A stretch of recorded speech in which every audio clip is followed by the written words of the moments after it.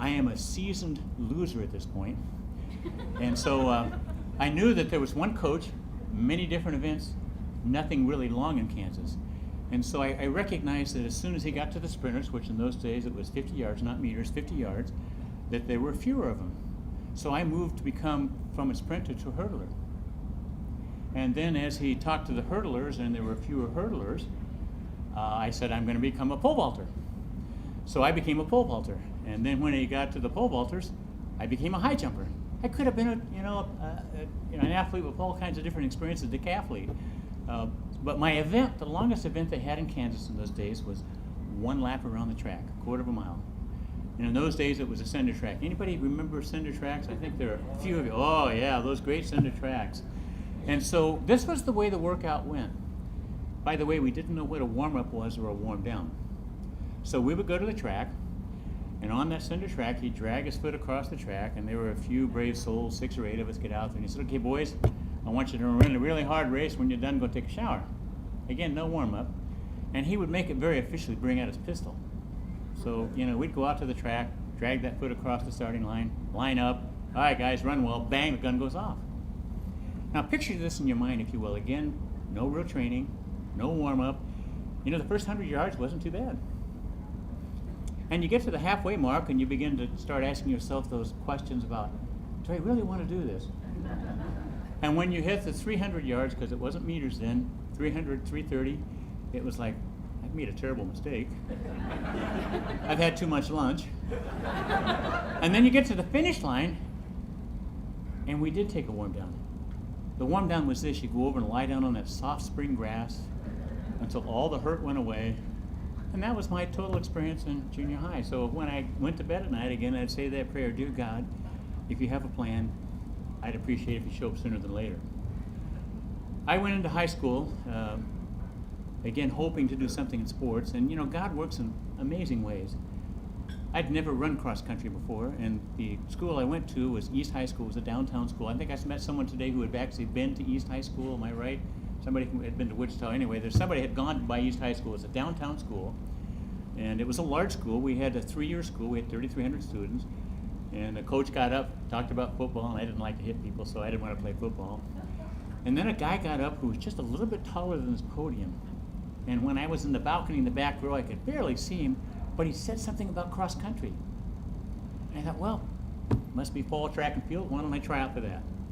So I went down, and as every coach knows, you want to sign up. You're supposed to sign a waiver or sort of a release. So I signed my life away that I would go out for the cross country team. And Coach Timmons was my high school coach and was my college coach, and has been a personal friend forever. But it began one day in the fall of 1963. We met in front of the gym. Again, the furthest distance I'd ever run was a quarter of a mile. We met in front of the gym. We had about 100 guys out for the cross country team. And I really was grateful for that, because you can get lost in 100 guys. And so we went up to this little park about a mile away called College Hill Park. If you've run a quarter mile and all of a sudden you run a mile, it's not a lot of fun. I got up to the park and I found out that was a warm-up. It's a new word in my vocabulary. And then we did some wind sprints, and then we started the workout for the next hour and a half, running around this park, around trees, all sorts of things. I was never so happy to remember that it was slightly downhill back to the gym. And I got back to the gym. I think it was there were 100 guys out. I might have been 98th or 99th getting back to the gym. We had a very large group out for the cross country team. I went home that night. My mom had dinner. I was a little late. She said, here's dinner. And I said, Mom, no dinner for me. I'm going to bed. How many of you have done that? When you first start running, you overdo it. I'd overdone it. I was so exhausted I couldn't eat. I shared a downstairs bedroom with my brother. Now, think about this in your life.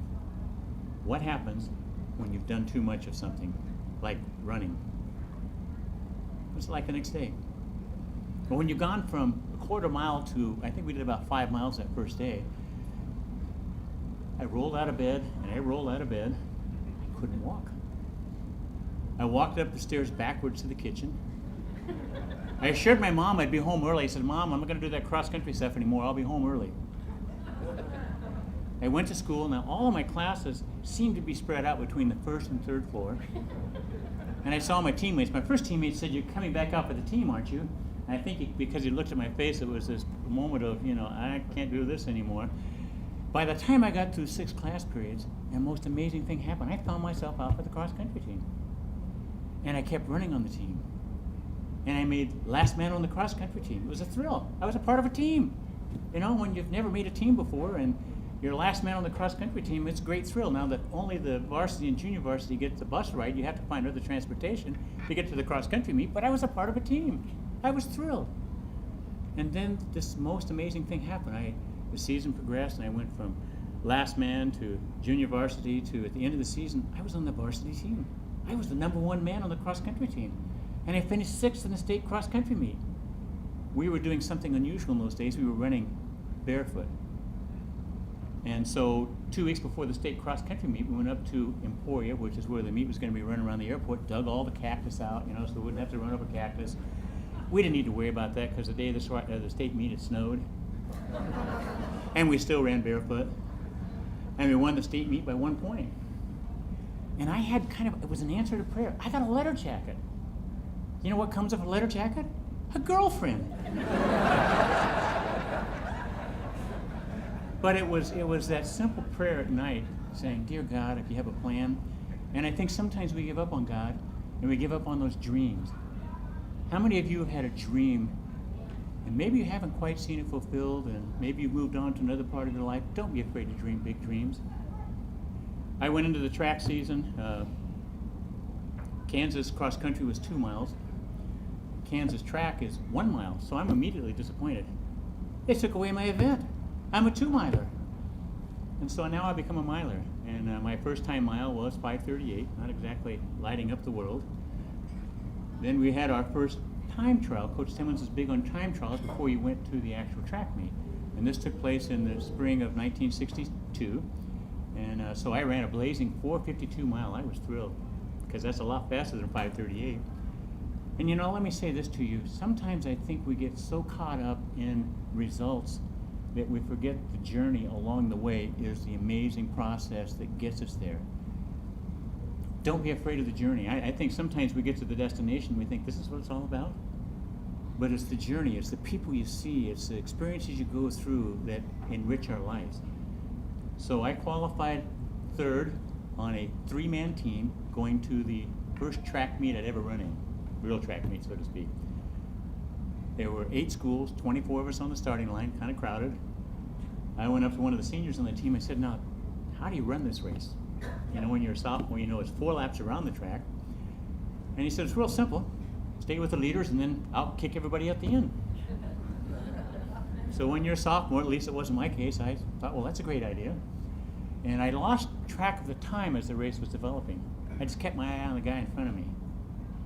We got down to half a lap to go, and there was one guy beside me, and I thought, well, my friend said sprint, so I started sprinting, and the other guy did too, and we shared the lead all the way to the finish line. And today in Steve's store, I was showing some of the young runners there that first race. I was all over the place, head and shoulders and everything else, but my heart was to get to that finish line first.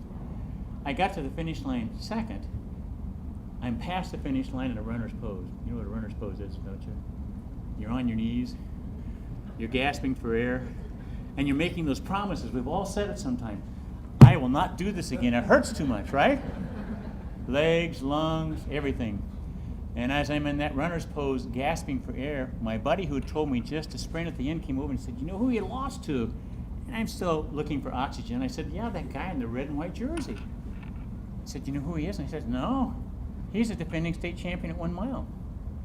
All of a sudden I started to feel a lot better about things.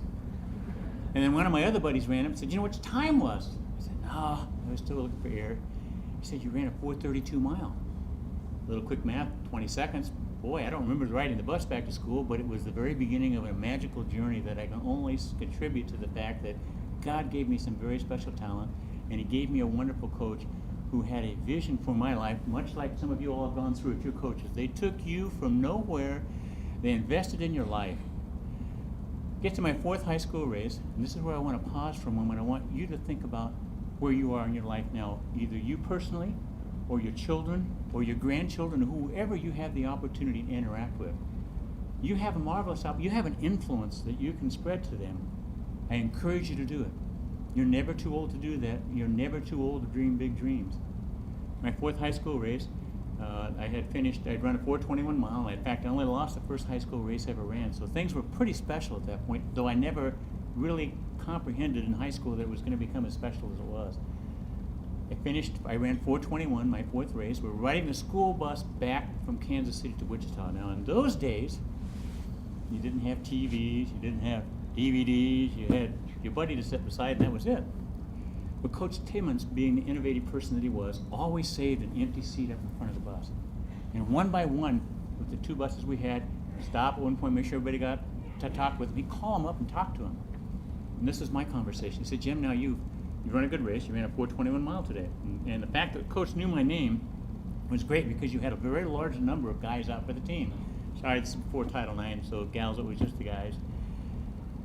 He said, Jim, you've run a really good race. How fast do you think you can run?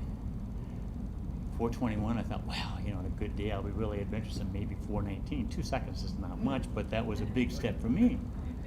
I said, maybe 4:19. He said, I've been thinking about this a little bit. I'm thinking, this is my fourth race now, all right?